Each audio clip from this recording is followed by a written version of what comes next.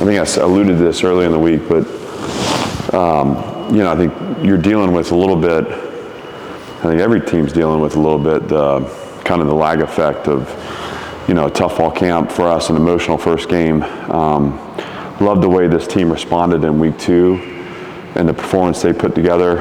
I think that's reflective of a team that cares a lot about what we're doing and who we are. And then this week, I felt like the mentality has lagged a little bit. The physical work's been great, but I can sense the fatigue setting in. So the challenge to them is to understand what they're feeling, to isolate the choices and the work that needs to be done. I think from this point forward, it's more mental than it is physical. So 48 hours to kind of get our legs back and get to feeling really good.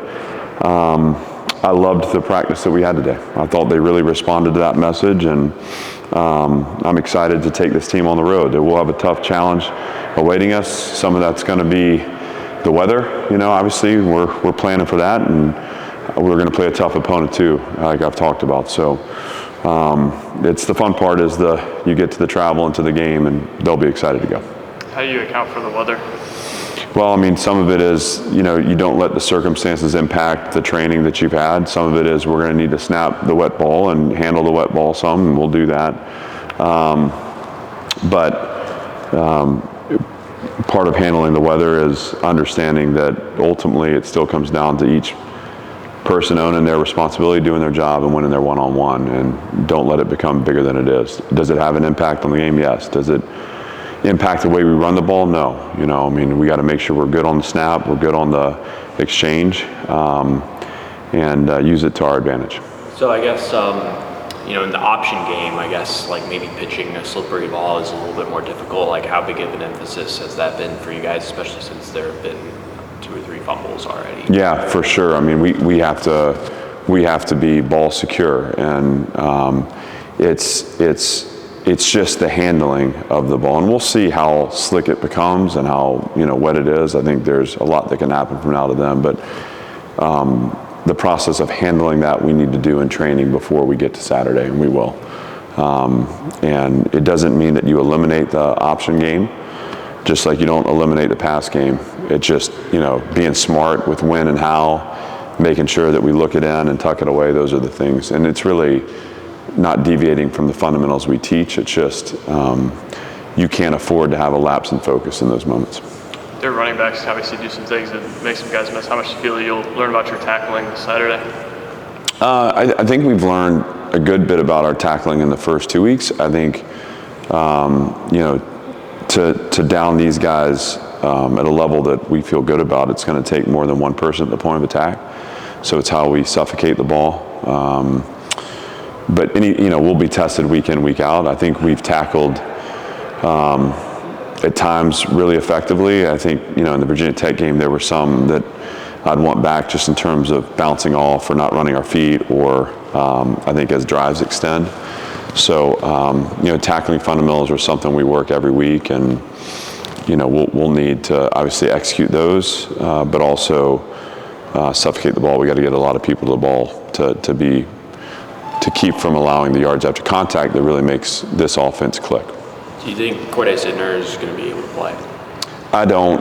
I think he's close, and I think he probably could. But we're going to be conservative with him just because this is a marathon, not a sprint. And he's been out and he's moved around. He hasn't practiced yet, and that's an important kind of indicator. But I think he's progressing way ahead of where we saw him, and so we just got to keep him there, and we got to listen to what his body's telling him too. But it would be probably reckless on our end to throw him out there this weekend. So we'll take him on the trip, but I don't expect him to play. I guess being inside today reminded me there's supposed to be a new football indoor practice field. Do you know what the status of that is? I don't. I think everything in college athletics right now is in flux. It's just like one constant, unknown. And so, I think, we had a meeting yesterday as head coaches with Candace and her team just about general updates on Vandy United, and she and I are going to continue to have conversations around, kind of shaping the future of this program with respect to facilities. Because I've said it before, we can't stop at the stadium. I mean, in a lot of ways, the stadium, first of all, is fantastic, and I can't wait till that south end's done and you really get a feel, and I think our fans will really appreciate that. I think the north end's already enhanced the environment. I think the scoreboard, the sound, the way the sound is captured, all those things exciting.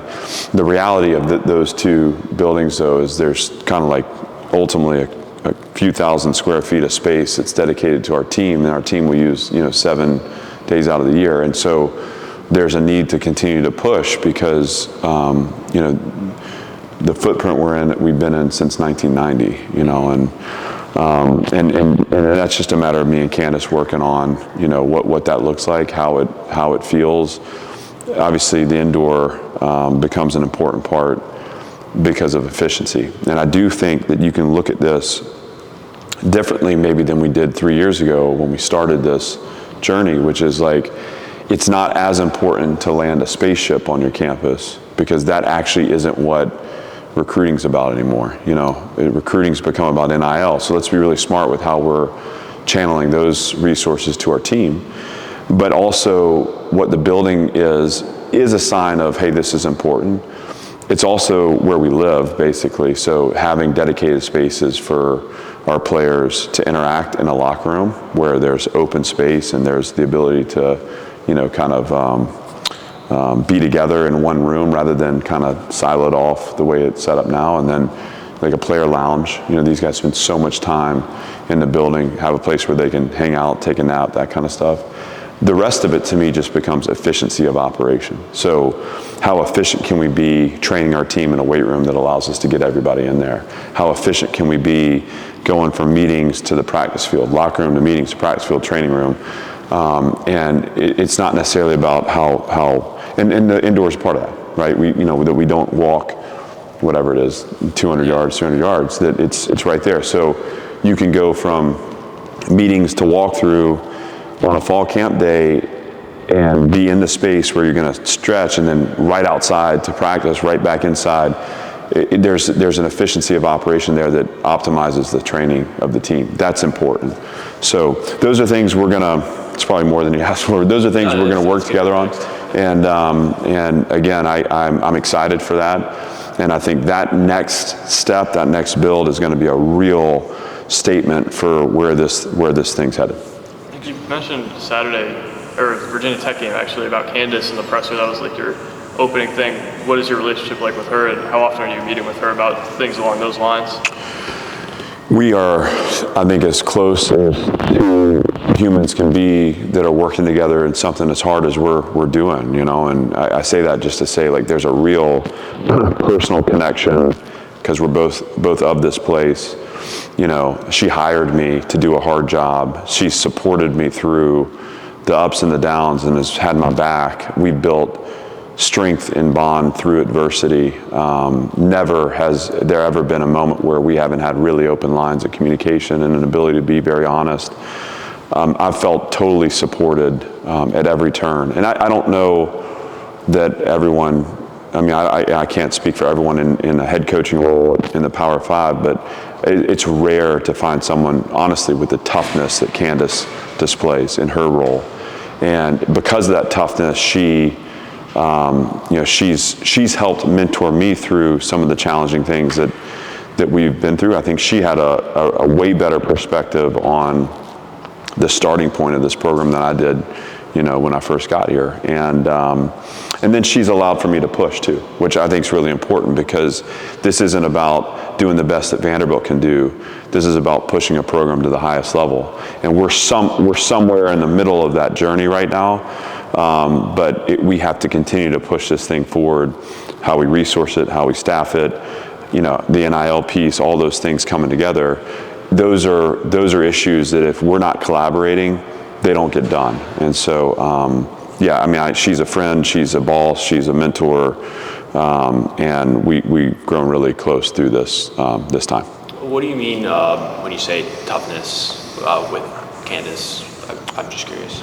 I think and we sign up for these positions, so it's not like no one here is victimized by anything external. I mean, this is what we do, but this is also incredibly personal to us, and specifically to me and Candace, because like we believe in Vanderbilt and we believe what we can get done here, and so I think when you look at the journey, and if you can put yourself in her position at any point, you realize, man, there are so many challenging things that she's had to step in and keep her, guard up and set her jaw and continue just to plot a course forward. And never once has she deviated from this vision she has for what this can be. It doesn't mean that there aren't course corrections along the way. And those course corrections require someone who has the perspective to say, okay, this is working well, maybe this isn't working as well. What are we going to do to get through to the back end on this? To me, that's all wrapped up in toughness. And so it's the ability to ignore the noise, to never let go of the dream, to, in the moments where the ship's rocking, the waves are crashing, they say, hold fast, stay true. And that is a difficult thing as a human to do, and I admire the way she models that perfectly. That's what I mean. Okay. With the build, it feels like Brian Longwell is kind of a microcosm of the guys you're trying to get, like under-recruited local guys. Just how much has he meant to you, and like seeing the chip on his shoulder from being an under-recruited guy? Yeah, I mean, he believes in himself, and he has confidence, and he's a good football player, and I relate a lot to that mindset and mentality. And he was a guy we added late, to our class, and it wasn't because we had questions about him as a player. It was more about, it was a numbers game. Are we going to add a linebacker? Or are we not? Well, I'm really glad we did. So him being local. I mean, his family's fantastic. It's just he's a cool story and a very valued member of our team.